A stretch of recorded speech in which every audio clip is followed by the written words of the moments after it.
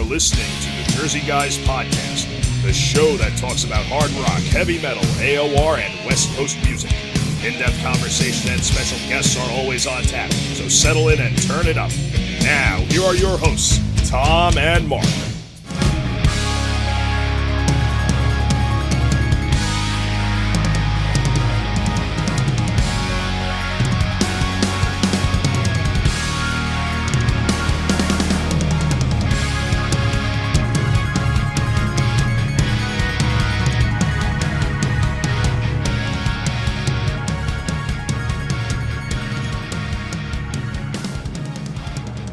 Hey everybody, this is Mark Ballo from the Jersey Guys Podcast. Welcome to a brand new episode. I'm here with my co-host Tom Coyne, as always, and today we've got special guest Ashley Mitchell from the band Vain.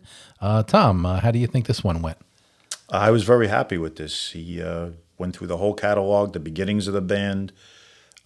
He was a great guest because he's been there for virtually everything from beginning to current, and I thought it was a terrific show. Yeah, I mean, you and I know are huge Vain fans. Especially the debut, of course. But they've got what seven albums now, 8 albums now. If you count this solo album, which is pretty much a Vain album. Yeah. I mean, that's so. I mean, they've got a great catalog of music, and I've been a fan of a lot of the albums, and beyond the debut. But it was great talking to him. And like you said, he was there for everything. It's not like He was a good historian, remembered everything, and it was an excellent show, I thought. Yeah, definitely. So let's get right to this interview with special guest Ashley Mitchell from Vain. Hey, Ashley, welcome to the Jersey Guys Podcast. Thanks for joining us tonight. Absolutely. Great to be here. This is a real good one because Tom and I are huge Vain fans for many years, and we're going to cover the whole history of the band if we could.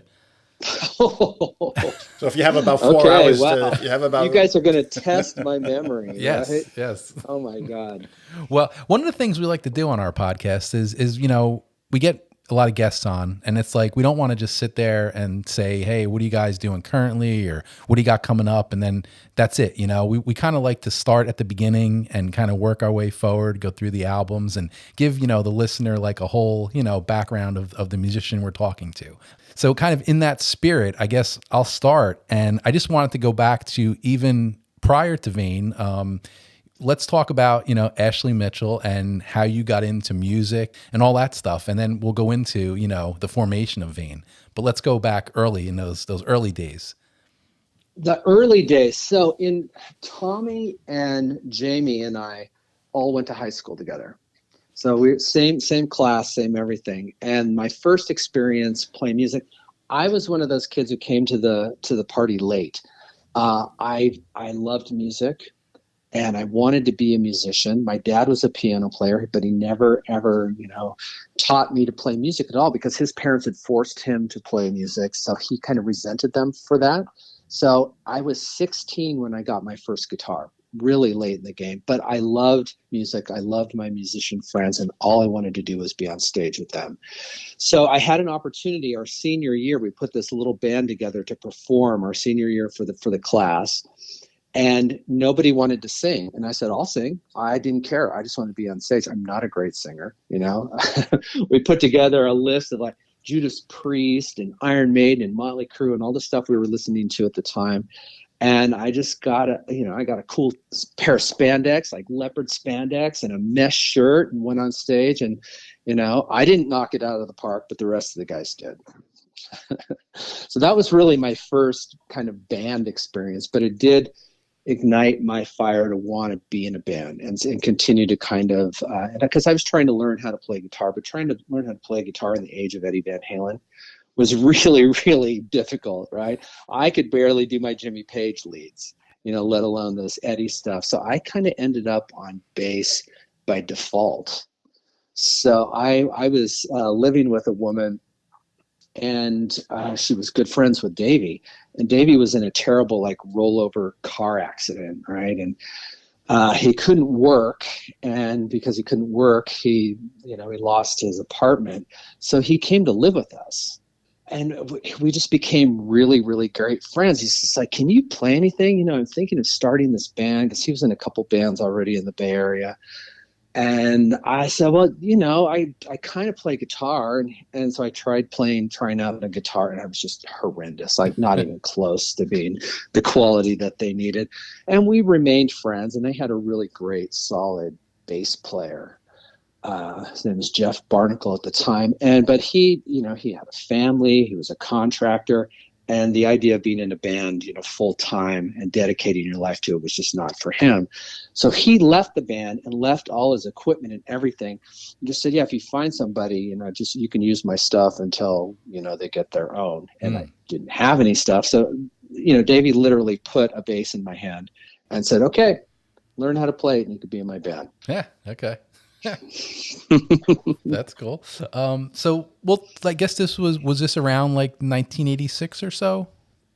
This was 80. This was 85. Okay. Yeah, this was probably, I can't tell you when in 85, but it was definitely 85. Yeah. Yeah. Okay. So when did Vain actually form, and you guys kind of get out there and start playing shows? Well, that year, 85, Davey had been doing some demos and things and playing with some different guys. He didn't really have a name yet. He knew he wanted to do a solo thing. He was just a guitar player in bands at that time, and did the very first Vain demo with Kirk Hammett producing it. None of the No Respect era members were in the band at that time. It was all just friends, and it wasn't really called Vain. That demo ended up being titled a Vain demo, like the very first Vain demo. Yeah. But he was still kind of trying to find his way as a singer and as a songwriter, and it was kind of more of a grand experiment to see if he could, pull it off, essentially. Right. And he did really well. Kirk did really well.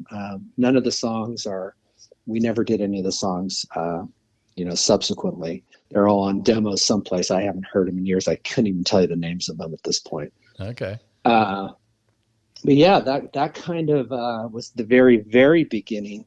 So then he started putting the band together. And again, Tommy and Jamie and I, we were friends in high school, and I kept telling him, dude, you got to get Tommy. He's a great drummer. But, Davey had come from a scene, he was a little bit older than us, where he played with a lot of great players. And the idea of having all these guys fresh out of high school that didn't have a tremendous amount of experience in bands was not too exciting to him at all. But as, the lack of talent, I guess you would say, in Santa Rosa, where we grew up, was apparent, he gave Tommy a try, and Tommy is outstanding, right? And he was back then, he is now. And he fit in right away, so Tommy joined the band. Our guitar player, Danny West, was kind of brought to the table. We knew about Danny. Danny was really into thrash metal and kind of punk stuff, and like Motorhead is his favorite band in the world, and Merciful Fate.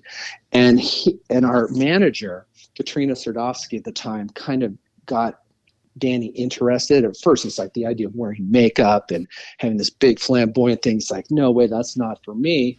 But he wanted to be in a band, and he recognized that Davy's talent, right? And he recognized that this band could actually do something. So he kind of came into the fold. And again, I was, struggling to kind of, learn the bass and keep up. But, I'm a pretty nice guy to be around, and I wanted to do it more than I have the talent to do it. Right. So we just started putting these rehearsals together.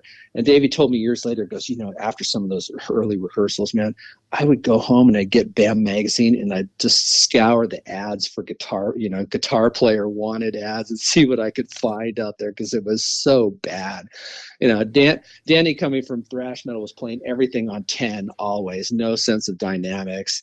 Tommy was always solid, and I was just literally struggling to find the notes. Now, what was the scene like at that time? Because, Northern California, everybody thinks about the thrash scene that came out of there, and, the bands, the Metallicas and stuff like that. So what was, at the time you guys were forming, what was that scene? Was there a pocket for like the glam or that style that you guys were going towards? No, but more interestingly is the musician scene in Santa Rosa at the time all revolved around Rebel Records. So Rebel Records was a record store that our manager had started. And she started getting into promotion and management. That record store was an alternative record store.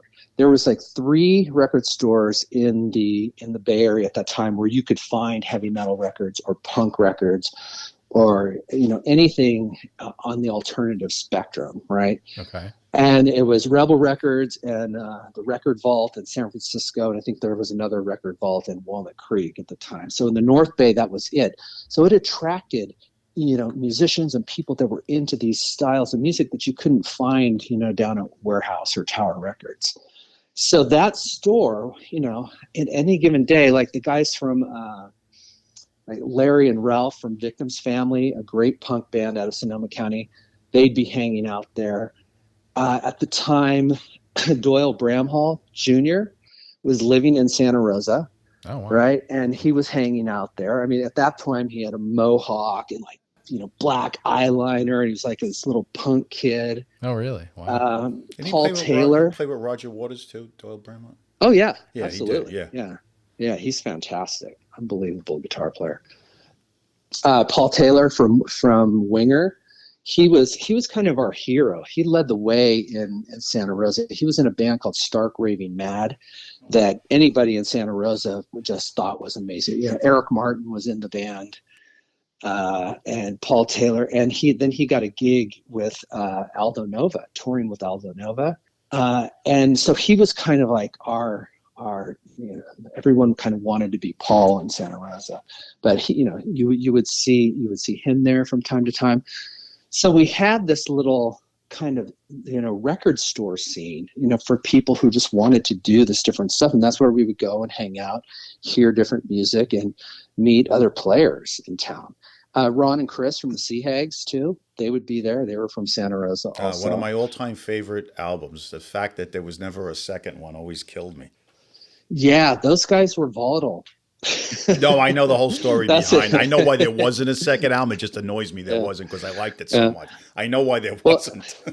It's funny because, you know, they moved to Haight right around when we did too, and Davy and Ron and Chris and I would get together at this restaurant on Haight Street, this Mexican food restaurant called Pyramid, right? And whenever we'd get together, Ron would say, "Okay, I'm calling a metal meeting, and first order of business, everyone needs to agree. John Bonham is the greatest rock drummer of all time." And we'd all say, "Aye." Agree. And then we'd start our metal meeting and just talk about rock and eat guacamole and chips. And I might add, you're not the only failed guitar player that became a relatively famous bass player. Noel Redding also had the same plight as you in the Jimi Hendrix Experience. Yes, I'll make an argument that every bass player out there is a failed guitar player. Probably somewhere around 75 to 90%. I think there are legitimately some guys who really started to love the instrument at a young age. Yeah. But I think in hard rock music, there's a huge percentage of guys that had the same plight as yourself. You know, every time I see Billy Sheehan play, he's a great player, amazing, all this technique. I go, God, his band needs a bass player.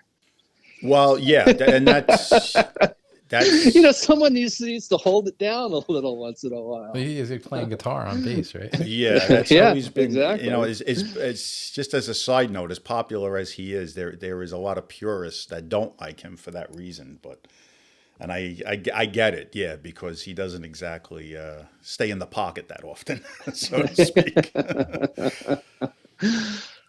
So, well, let's move on to the band, and now you're playing shows. You know, maybe you did a couple demos, and I guess it's around 1988, and the whole thing with the recording contract and that whole elusive thing for so many bands comes about. How did you guys end up signing with Island Records, and how did that all come about? Well, you know, we were doing the club scene. We were making the trips to LA. We refused to actually kind of abandon San Francisco and go to LA because we just felt like, you know, down there it was just a sea of, I don't know, it was madness. In San Francisco, we had a great fan base. We weren't really influenced by, the stuff that was going on around us, because what was going on around us was, thrash metal was being born. There were punk shows across the street from, places we were playing. Faith No More would be next door while we were playing, the club adjacent to it. There was a lot of just different stuff, and we just felt like it was just a more creative environment, right? I mean, LA has a lot of distractions, and it's easy to, want to just jump on a bandwagon, and we just felt more focused and more creative in San Francisco. So we stayed in San Francisco, and our manager, Katrina Stradovsky, and our lawyer at the time, Brian Rohan, who was, he was everybody's lawyer in the 60s and 70s, from Boston to Janis to Journey to the Grateful Dead. I mean, just super, just super famous guy in the music industry, right? He's actually famous for punching David Geffen too in a party one night. Just total character. But those two worked their asses off to get our demos heard by the record company executives. And before or after Poison was signed, we'd be in conversation with these record companies like, yeah, if you guys could just be a little bit more like Poison, maybe try changes to your songs and making them in more major keys and doing that. And I'm like, oh, and then GNR got signed, right? And then we started hearing, if you guys could just be a little bit more like GNR, and so at one point we had, and now you're really testing my memory because I don't remember who the other record companies were at the time that were interested. But by the time Island came around, so Steve Pross was our A&R guy at Island, and he had been hanging out for a couple months, kind of watching us coming to shows and seeing what was developing with us and how things were coming along, and establishing a relationship with Katrina and Brian. And there was another, it could have been Columbia or one of the big ones, CBS, something like that. They were kind of interested in giving us a development deal, right? Yeah, to try and do demos, do different things. And we just felt like we were ready to go. And when Steve and Island finally pulled the trigger, they said all the right things. They said, we want you to go in and make a record that sounds like you do live. And they gave us the outline of like U2's career. And this is how we build careers at Island. Our goals for the first record is, 100,000 sales. Mm-hmm. And you're gonna tour, and you're gonna do this, and we're gonna do that. And then we're gonna build this career step by step. But the foundation of building this career is, you guys are a great live band. We need a record that sounds like you do on stage, right? Literally to the point where we're leaving to go to Montreal, Canada, to Le Studio to record No Respect. And Davey hasn't talked to anybody about what songs they want on the record, what they want it to sound like. I mean, it was like, hey guys, what do you expect? What are the expectations here? And literally the expectation was, go make a record that sounds like you guys do live. Leaving to your own devices, huh? Yeah, exactly. So I've always been interested in this. When I first got this record, I remember it when it first came out. The sound of the band was so different from everything else. I mean, there was, at least to these ears, a little elements of punk, a little elements of San Francisco hippie, hard rock. Was this all influences? Like, how did that sound that became the signature sound of the band come about? I think that's the magic that happens when you get 5 people in a room together, right? That's just the sound that were capable of at the time. That's the sound that, Davey was the primary songwriter, very prolific, had a very clear idea of what it was he wanted to do, right? So he wrote all the material, but he chose players that were young and hungry. In my case, not great. I was literally doing the best I could to keep up. Danny did very much come from a thrash background.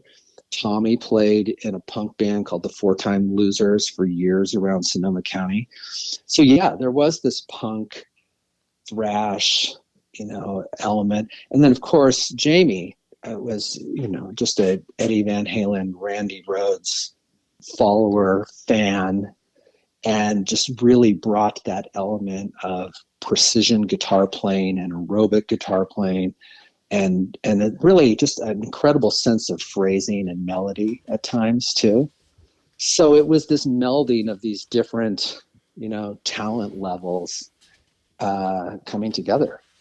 There was no discussion really about it. It's just kind of what happened with the chemistry of the five of us. Yeah. Well, I guess it's like you said, everybody, had a little bit of a different thing they were influenced by. So I guess when you said you throw them all together, I guess it kind of makes sense now. Yeah, absolutely. Was there any problems with the look of the band matching the sound? Because that's something that's been out there in other podcasts I've heard. I just listened to something the other day that Eddie Trunk was talking about, that the sound was tougher than the photographs used on the CD or the album.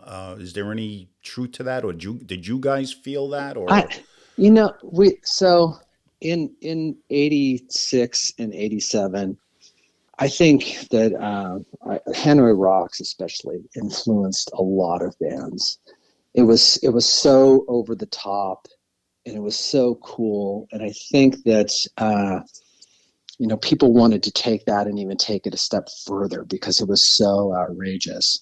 And that's kind of what we did. However, so this is kind of one of our, I guess, regrets, you would say, is that photo session, that look of the band that was presented on No Respect was actually a look that we were fading out. But the record company did want to go forward with that set of photographs. We had other sets of photographs where the hair had come down, and it was just a little bit more. I wouldn't say it's tougher. Edgier. Yeah. No, I would just say it was just a little cooler and a little bit more rock and roll and a little less glam. I mean, we were still wearing makeup and stuff, but more eyeliner, less, lipstick and, rouge and things like that. So yeah, I agree. There is an absolute disconnect with the sound of the band and the look of the band. However, the one thing that it did is it almost kind of, I would say it was a benefit to us in a way, because we did get the people who liked the look and then kind of got used to the sound. I mean, let's face it, people either like Vain or they don't, right? Sound wise. It's kind of polarizing. People either love us or hate us. And a lot of people just don't say, oh, they're okay, right? They either just like Davy's voice and the songs and the look, or they don't. So yeah, I would say there was definitely a disconnect, but it was just, we were caught in a change, and we went with a particular set of photographs that in retrospect I wish we had updated. What happened between the first album and the second album? We know there's a lot of stories out there as to why that album got shelved. The first album seemed to have done really well. I know back in Brooklyn where it sold up, all did very well. 100, yeah, all 100,000 copies that were printed were sold, and very few cutouts. We met our goal. They established 100,000 sales for us. They were all sold. It never went into a reprint. While we were on the road touring for No Respect, Island Records was sold, right? So Chris Blackwell had owned it. It was one of the last privately owned record companies, and it was sold to Warner Brothers, I think. I don't know. You'd have to check my facts on that. Yes, because we had Mike Oliveri on from Leatherwolf, who was on Island Records, and he recited this story that you're about to chapter and verse, and it was sold to them. I remember that. Yeah, and they were. I mean, we were on the road meeting with people, meet and greets, meeting the A&R people out across, the people that go take your albums and promote them at the record companies across the country, and fans. They're like, we can't find your record in the store. There are no records in the store. We love your band. We want to buy the record. Where can I get it? And we kept hearing this over and over. And as the tour went on, it was kind of getting worse and worse. Well, I guess in the transfer of the company, one thing that happened was there was a transfer, or supposed to be a transfer of logistics, right? Of distributing the records and getting them out there. And there, for a couple of months, that was not happening at all. You know, they had all of this work they had to do with relabeling and getting the right barcode and all of these things going. So the records were sitting in warehouses at one point and just not being distributed, right? So that was obviously very frustrating, but we were still, you know, we did 2 tours of the United States. We did England, we did Japan, and we were getting all of our, all our gains was just grassroots. It was from touring, right? Island was not great at promotion. In fact, Davy ran into Rick Rubin one time, like right after we were signed. He said, hey, Davy, I heard you got signed to Island Records. Dave's like, yeah, cool. You know, we're so excited. He goes, yeah, their promotion's not very good. You should watch out for them. It's kind of this harbinger of, what was ahead. Now, we've heard this before because we've had a couple of different artists, one of which was the singer in Leatherwolf, and we've heard this a couple of other times about how bad the promotion of Island Records was. Oh, yeah. And there was internal conflict, too. Like when we did... Who's watching? No, it was Beat the Bullet, actually. So there was a scene in Beat the Bullet where 2 of the girls, the extras, the models, were kind of dancing very close to each other, right? And they referred to it as the lesbian scene. And they were not going to have that video released with a lesbian scene in it. And we're like, you got to be kidding me. I mean, it's rock and roll. Like, nope, we can't. And so it was probably an extra 2 weeks of trying to get that video done just to get the edit done that they wanted so they could take the lesbian scene out. That sounds more 1959 than 1989. Really? Yeah. That's crazy. Yeah, exactly. I mean, God, you guys obviously don't understand what you're dealing with here. Wow. So... Well, I actually got to see you guys on the first tour. I guess it would have been the summer of 1990. I saw you guys at the legendary L'Amour in Brooklyn, and also at a show in Jersey, a little club called Studio One. And it was actually 2 nights in a row. You guys were the headliners, and you had a Spread Eagle opening for you guys. Do you recall that tour? Absolutely. Absolutely, yeah. No, it was L'Amour. Playing L'Amour's was always. I think we played there twice, ultimately over the 2 tours. I think the second time around, we played with Soundgarden. Yeah, so that was kind of an interesting bill. Yeah, Tom was a Brooklyn guy. Tom grew up in Brooklyn, so grew up in Brooklyn. Saw many shows at L'Amour's. So many shows at. Did you guys ever play the Cat Club? Oh yeah. Again, I think twice we played the Cat Club. At those same 2 tours that you were just talking yes, about? Okay. Correct. Yeah. So if you could tell us about the second album, because that's always a point of a lot of discussion with Vain fans as to what led to that album being shelved for so long, and with the success of a debut album, why was that album shelved? After the sale of Island and you know, we get off tour. We were scheduled to go to Europe and do a tour of Europe, and we had a new president whose name I can't recall, but he came over from Polygram, and he was the guy who was there for Motley Crue, and who else is on Polygram? Whoever else was on. So he knew what he was doing, right? And he knew rock, and he gave us a little hope that the next record was going to be, you know. And he said, "Hey, listen, Island screwed up. You know, we take responsibility. This album was not promoted the way it should have been done. Let's do this right, but we need to do it right with the new album, right? So let's scrap this tour of Europe and let's get you in the studio right away, recording the follow-up to No Respect. And then, you know, by the time you're done, I will have Island in ship shape to, you know, promote a rock record." We're like, okay, let's do it, right? So we found our producer, Jeff Hendrickson, and went to LA to record All Those Strangers. All Those Strangers, there was a few newer songs on there, but a lot of those songs had been written already, like right around, you know, right before No Respect. So there was some stuff that just we didn't feel worked on No Respect, and there was a few new things. So I don't know in retrospect if the songs in general were as strong as they could have been given a little more time. But given how prolific Davy was, I mean, we could do another record right now of just the tunes from 1985 to 1988 that no one's heard before, and it would be really good. I mean, he was that, from time to time, as the the years have gone on, we've dipped back into the old catalog and done stuff. So we go and we get that record done, and that record, just from a just pure recording and vibe standpoint, we had the wrong producer, the wrong studio. He wanted to be home by 7 every night. You don't do that to a rock band, 20-year-olds, right? Oh yeah, you it's guys just like record through we're the not night. on that kind of, yeah, exactly. We're not on that kind of schedule. So it was a bad fit from a production standpoint. But that being said, I mean, I think there are some outstanding tracks on All Those Strangers, right? Oh yeah, I agree. Wake Up is amazing.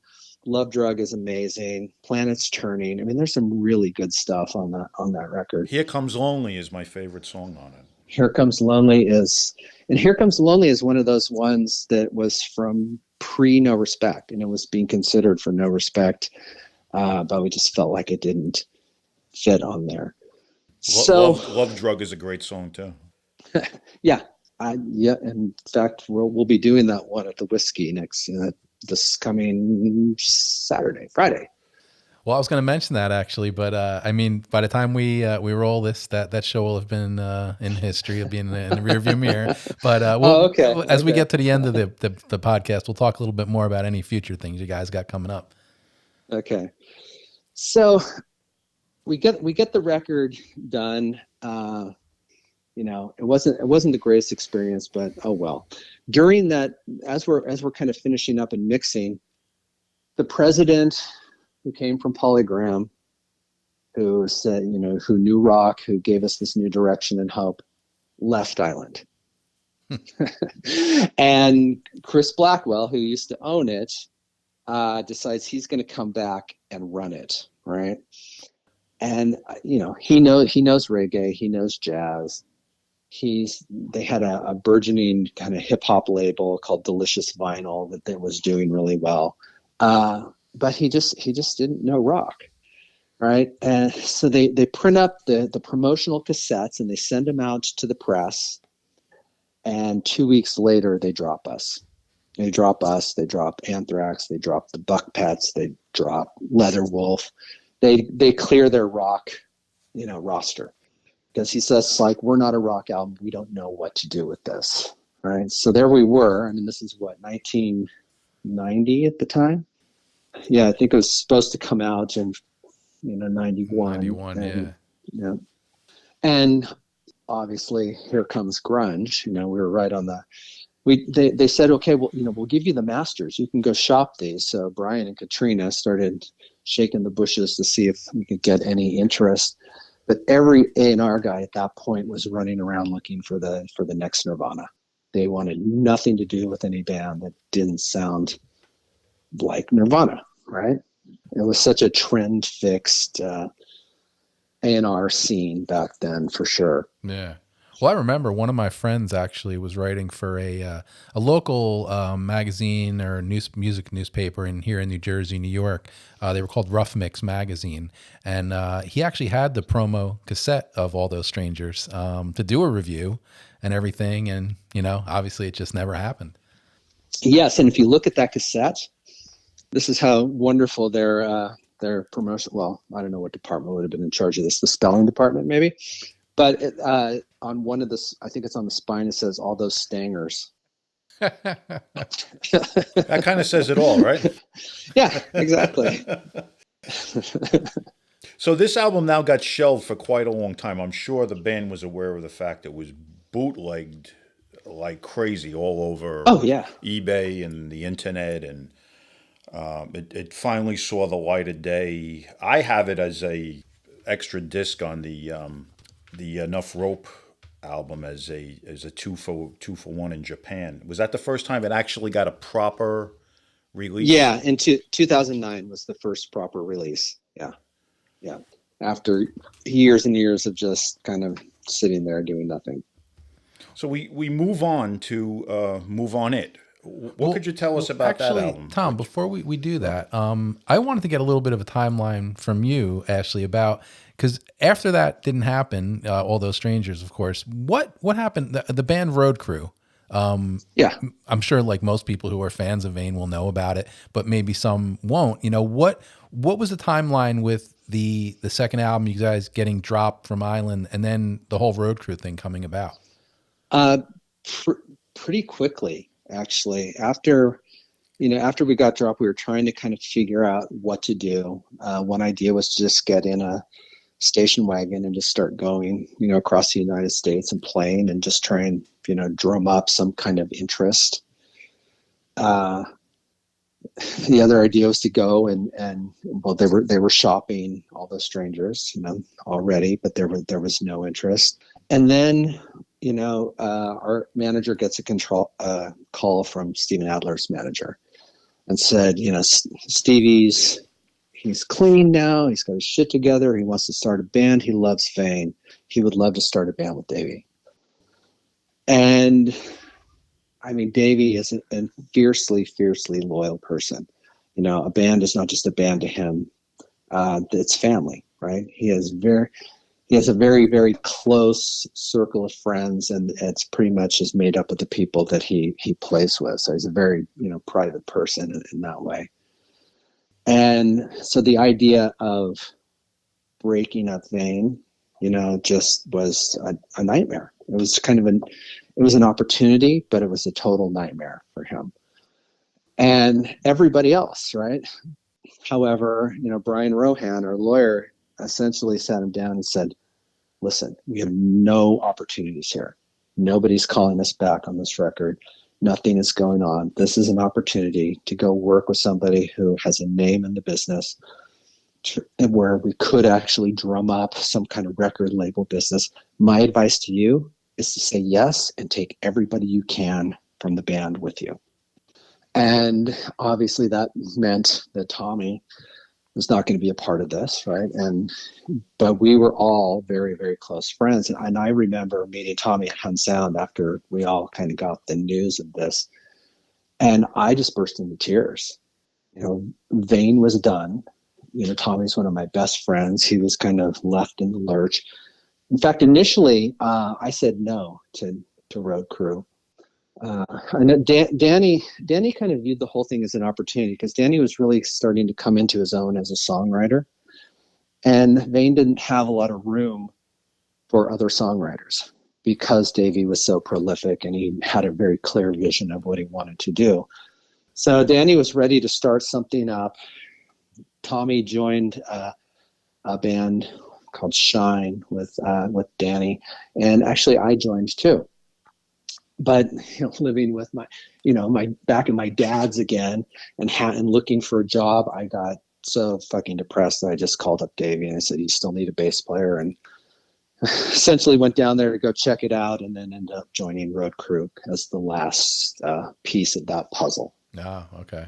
How many shows did the band actually play together? I mean, I know you guys played a show in New York City at the Limelight, and yes. I think there's actually like a video on like YouTube of the show, but I think I was watching it at one point, and Davey says something about this is like only the band's third show at that point. So how many? We did 4 total. 4 total.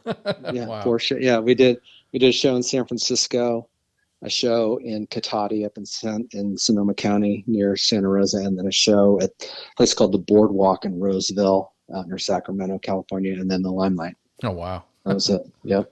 Wow. So, yeah. So, all right. So, well, that obviously didn't last too long. That helps me with the timeline, because I never really knew how long that band lasted, how far it actually went. It was about a year and a half. Okay. So, I mean, a lot of great songs were written during that time. That show at the Limelight was definitely the best collective performance that we did. I mean, Stevie was on that night, and he was really the only question mark most of the time.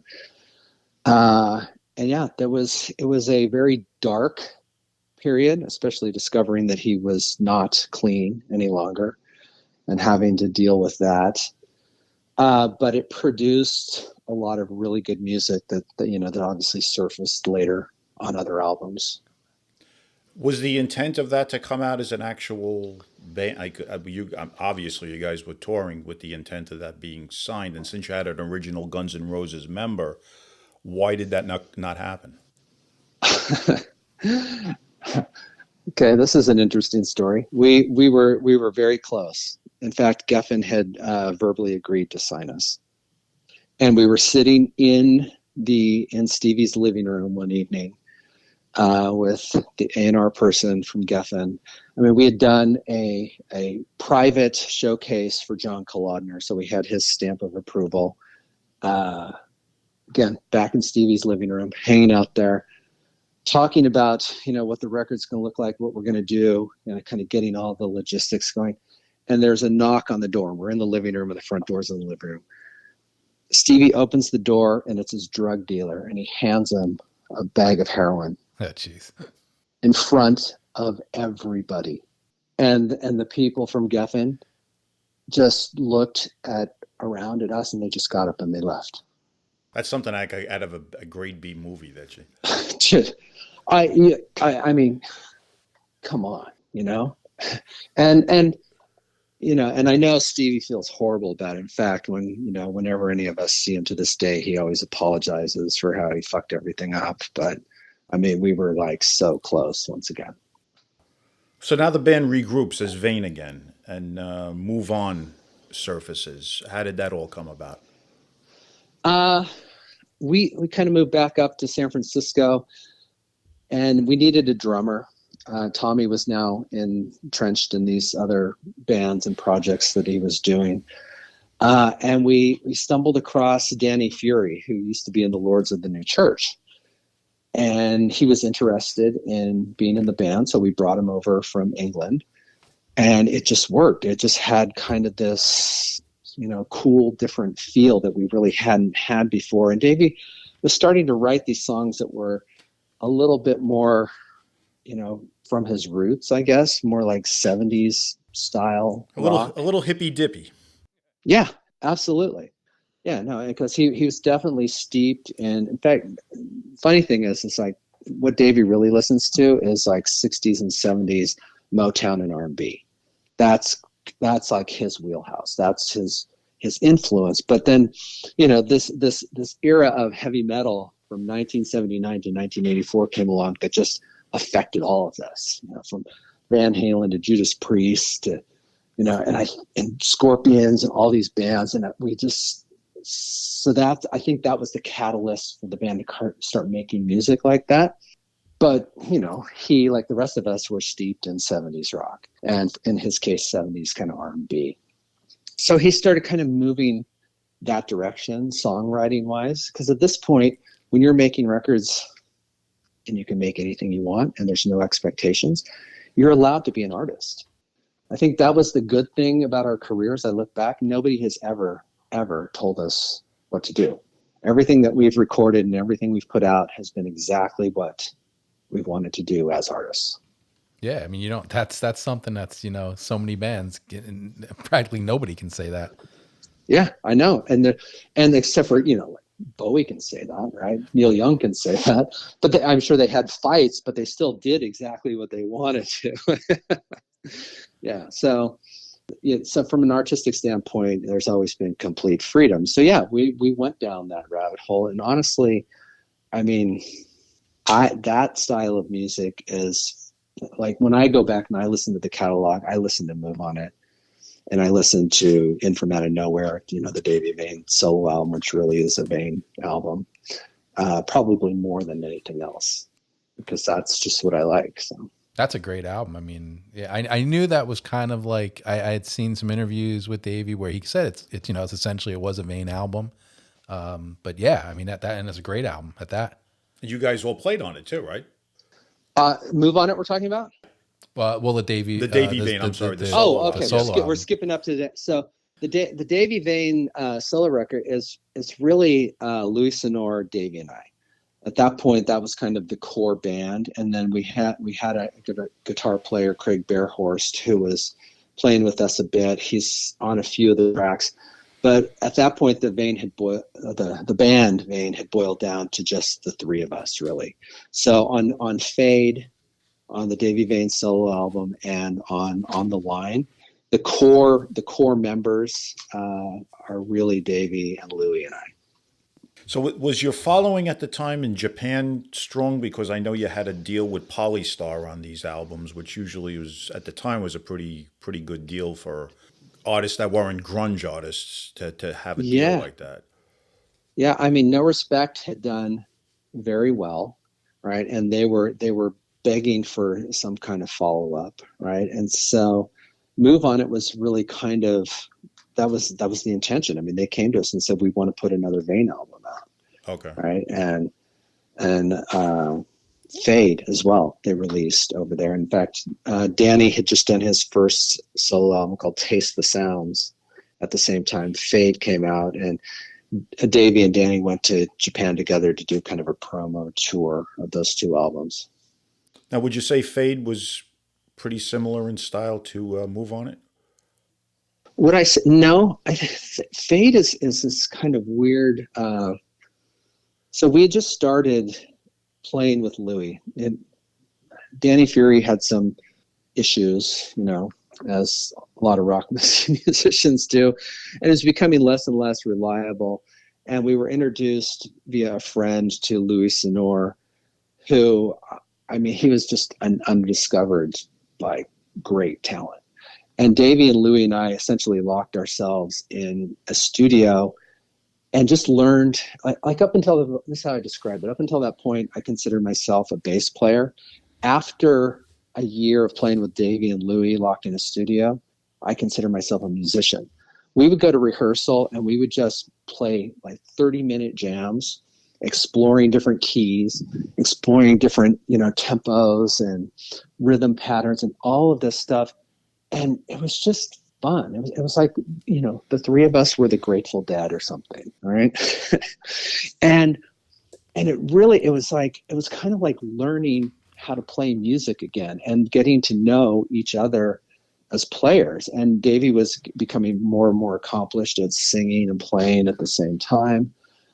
And so we come to do Vain Fade, right? And those jams, I mean, you can hear a little bit of the influence of it on things like Languish and I would say Powder Blue even. That's a great song. Yeah, Powder Blue is probably one of my favorite. Well, it is one of my favorite. And Shooting Star from the second album appeared on this album. Yes, yeah, that's when we started the tradition of. Because remember, that second album had not been released yet. So you could dust it off and use it on a new album.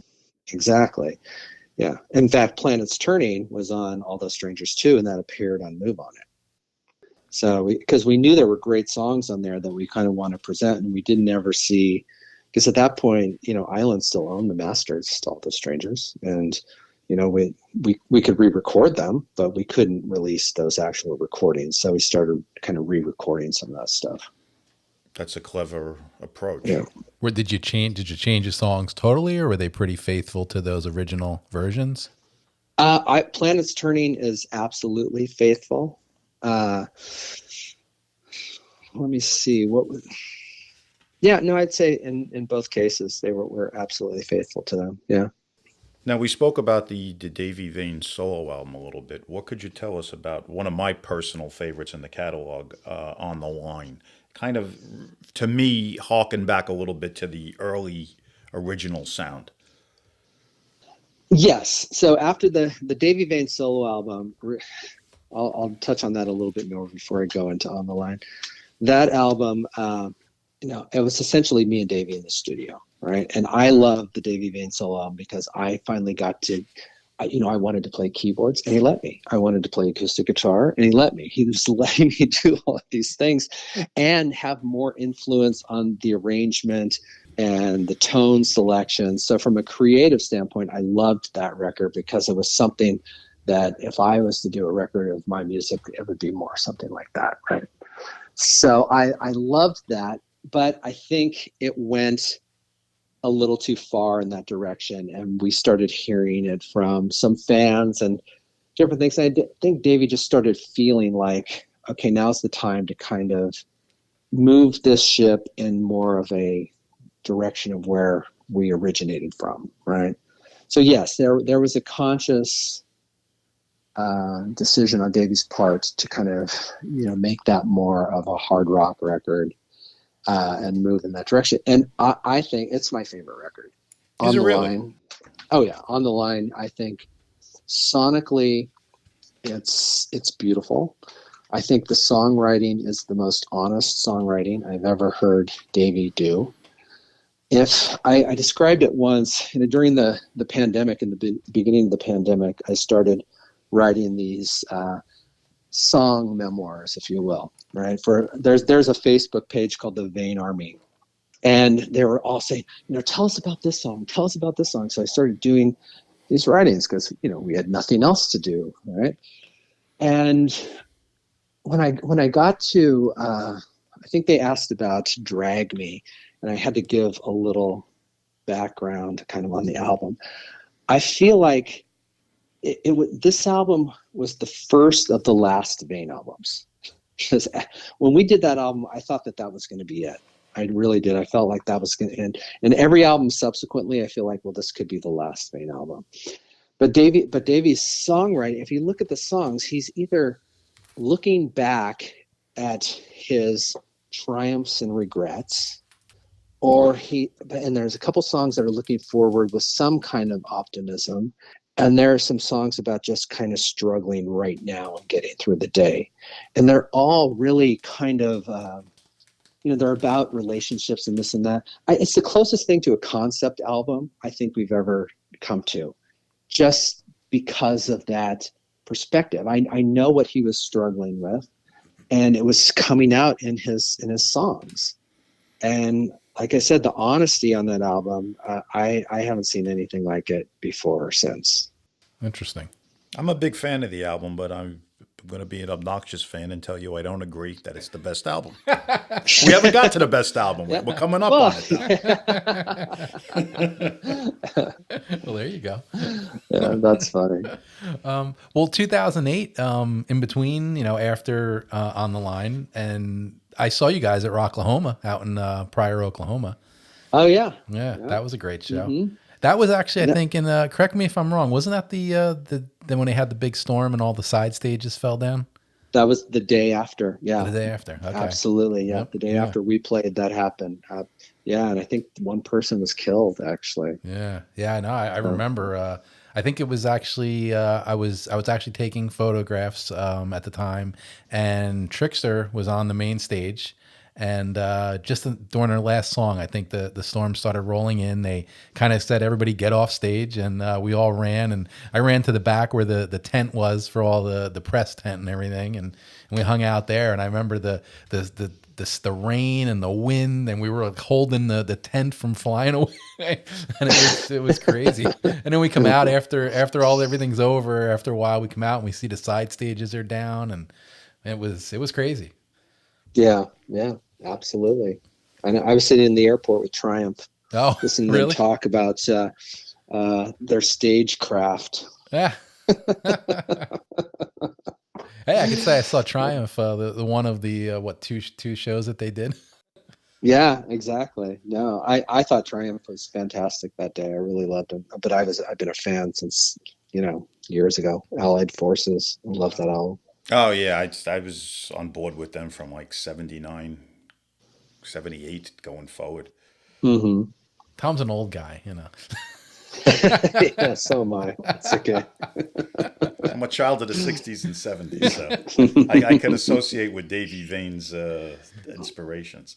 Exactly. So now I want to move on as the obnoxious fan and tell you about your best album, which in my opinion is Enough Rope. And the reason I feel that way is because it reminded me a lot of the debut, only I thought it was better. It was a real sex-dripped, sweaty type of hard rock album, in my opinion. And I thought it was the only album that really had that same sweaty, sexy, hard rock vibe as the first album. And I think actually song-wise, I thought it even surpassed the first album. So what could you tell us about it?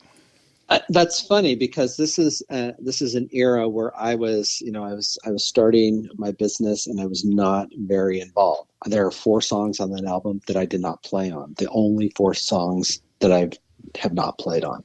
Right, I played on everything Vain's ever done except for those 4 songs on that album. I think it was intentional. I think Davy really did now want to get back closer to a No Respect sound, even more than On the Line.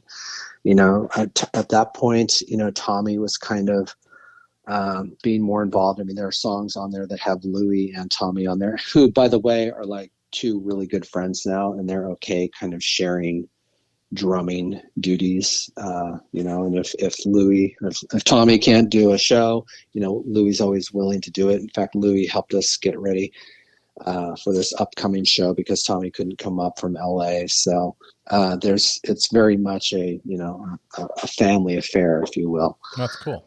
Yeah. So, I mean, and on this album too, I mean, Davey had some strange experiences that led to some great songs. And he definitely wanted to kind of bring No Respect, the ghost of No Respect into that album, I'll say. And Danny kind of came back and was more involved. In fact, I think, Solid Gold? He co-wrote that song with Davey, which I think is an absolute highlight on the album. But it's also, there are songs that Cindy's from the Road Crew era. Right. Worship You is from the Road Crew era. Vain, the song Vain, is from 1988, 89. Yeah, 88, I believe. Distance of Love was from a project that he was working on in Europe called Delaney. It was this weird, I still don't understand what the project was. It was like a recorded version of a vampire novel or something. I don't know. It had a couple different singers on it, right? Davey was one of them, I think. Yeah, and including Davey's cousin too, Lana Lane, who's a fantastic artist in her own right. But then the newer songs, Greener and Triple X and Hot Stage Lights. You're skipping my favorite song. Okay. Straight Kitten Burns. Okay. See, I did not play on that one, and I'm not actually that big of a fan of it, and it's not just because I didn't play on it. That's just what I was going to say, but you beat me to it. That's funny. Yeah. No, but I've heard that a lot of people do really love that song, and I would say it is, it's a well-written song. I love every song on this, including the Japanese bonus track, which was Walk Away. I think that was that a Road Crew song too? It was. Yeah, that was a Road Crew song. In fact, I think that's even Stevie on that track. Interesting. I didn't know that. Yeah. Okay. Well, we're gonna move on from that, and we're gonna move on to what was the last studio album called Rolling with the Punches. 2017. Yes. Yep. Mm-hmm. So at this point in the Vain, so everybody is, James Scott is now Dylana Nova, right? He has transitioned to She and lives in Nashville, and Tommy lives in LA. I'm 3 hours away from the Bay Area, so this is, and Davy's probably going to kill me if he hears this, but I feel like this is more a Davy Vain solo album than anything we've ever done, right? Because it's very much, Tommy and I used to talk about this. This is, why is it taking so long to get Vain records done? I go, listen, the only way they're going to get done is if somebody goes to the studio with Davy. Like when we did, the In From Out of Nowhere, I was calling him up every day, said, let's go to the studio. Let's go do this. Let's go do this. During On the Line, Louis was saying, come on, Davey, let's go mix some songs. Let's go get this done. Davey likes having friends around. He likes the clubhouse, the camaraderie, everything that goes into just being in a band. But he has this studio and not a lot of people around now. And he's still incredibly creative. So we work on songs. It's become a process where, either Louis or I or Tommy and I will go in. Davey will teach us the songs. We'll learn them. We'll do some arrangements. We'll make changes. We'll do things, and we'll record them the next day. and leave. And then it's up to him to go and, create the rest of the tracks, right? So all of the guitar layers, deciding what he's going to do, what Dylana's going to do. So it's become kind of a lonelier process for him, which is probably why it takes, so long to get Vain records done nowadays. But he also very much has an eye on the quality, right? It's not about quantity anymore for him. He putting more and more time into the crafting of his songs and the arrangement of his songs. In fact, some of the songs we were talking about doing are just like Dark City is a good example. It's really difficult for us, as a, two guitar, bass, and drum to do all the tracks that are on that track, right? Because he's kind of taking his recording craft and his arrangement craft to, a different level. But it's also become kind of a lonelier process for him. Interesting. But the songwriting quality has not suffered. I mean, I on that record, I love Rolling with the Punches, right? But to me, the standout on that record is Long Goodbye. I just love that song so much. I found this to be an album I really had to spend time with. I remember the first one or two times I heard it, wasn't wild about it. It also was coming off of the heels of Enough Rope, which I was out of my mind about. So, but what I did find on a positive note is that when I did spend time with it, the songs really did grow on me considerably, and now I rank it as one of the better albums in the whole catalog. Well, isn't it that, if you look back at the history of your consumption of music, aren't those the records that we still listen to? Absolutely. The ones that we had to take time to build our relationship with? Absolutely. And this album affected me. It was actually the only Vain album that was like that. Most of them were pretty immediate, even, when the style had changed somewhat mid-period. This one wasn't, but being a huge fan of the band from day one, I was going to give it the time. I wasn't going to listen to it once or twice and say, move on, and it's a weak album. And I did listen to it a lot, and it's very solid. I don't think there's a bad song on the album. It's a very solid album from beginning to end. But again, there's some tracks on there that, we're reaching back into our history. So Long Gone, Show Your Love, and Inside Out were all from, and Sacrifice too, were from, some of them were from the Road Crew era, and well, I think all of them were kind of from that era. Right. Oh, I didn't know that. That's interesting. Yeah. I did not know that. So if you could tell us a little bit now about the writing process of what's going on with a new record, is that something that fans could hold hope for? Oh yeah, no, we have been, we never stop recording.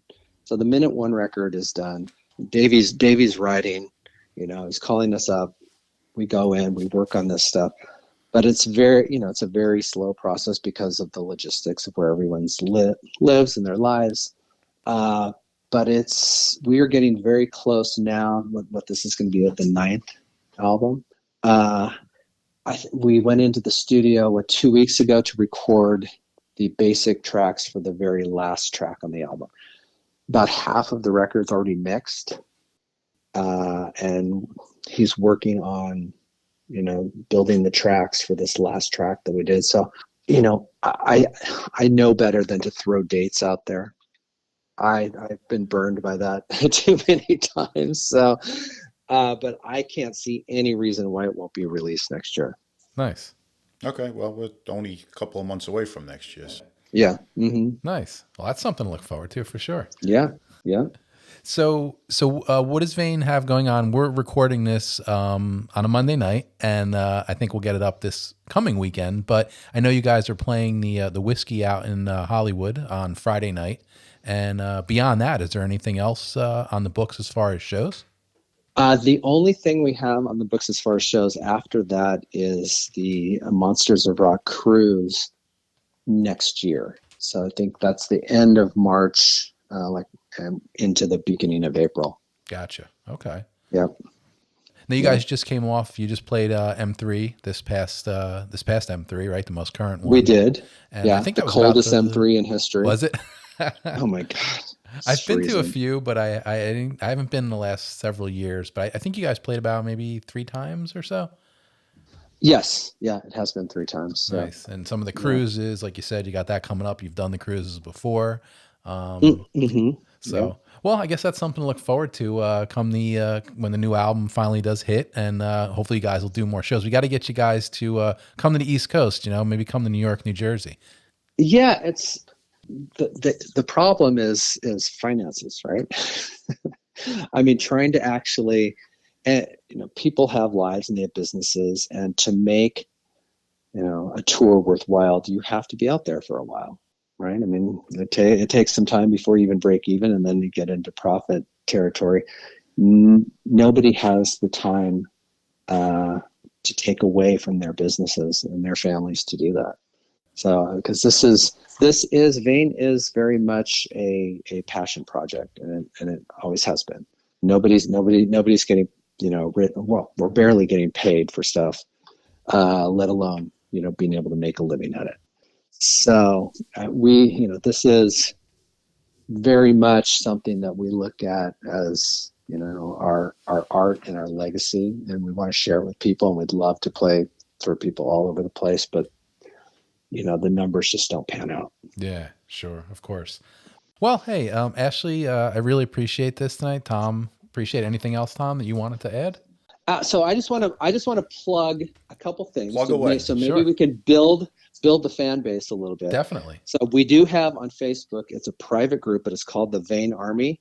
Just, if any of your listeners want to get into that private group, just send the administrator a message. You'll be let in. The more the merrier. We have a lot of fun on that space. The band members are always chiming in. Oh, cool. Our Instagram page is Vain established 1986. So VAIN_EST_1986. Go to either one of those places and, just participate, follow us. And, maybe we can get to the point where we can, come and play larger shows in different areas of the country. Right. Sure. No, we'll definitely plug all those on our socials when we get this posted. And yeah. And put our podcast up on the Vain Army to There you go. to help our numbers. Yeah, absolutely. Yeah. Are you kidding me? There you Absolutely. Because Sure. I think any Vain fan that's worth their salt will enjoy this podcast. Hopefully. Yeah. Oh, I'm very confident that they. Yeah. I know a couple that will. Well, yeah, we hope you had a good time tonight. We did, for sure. We appreciate the conversation and taking the time. Absolutely. Anytime. Thanks, Ashley. We'll be in touch. Take care. Okay. All right. Take care. See you guys later. Bye-bye. Uh-huh. Bye-bye. Bye.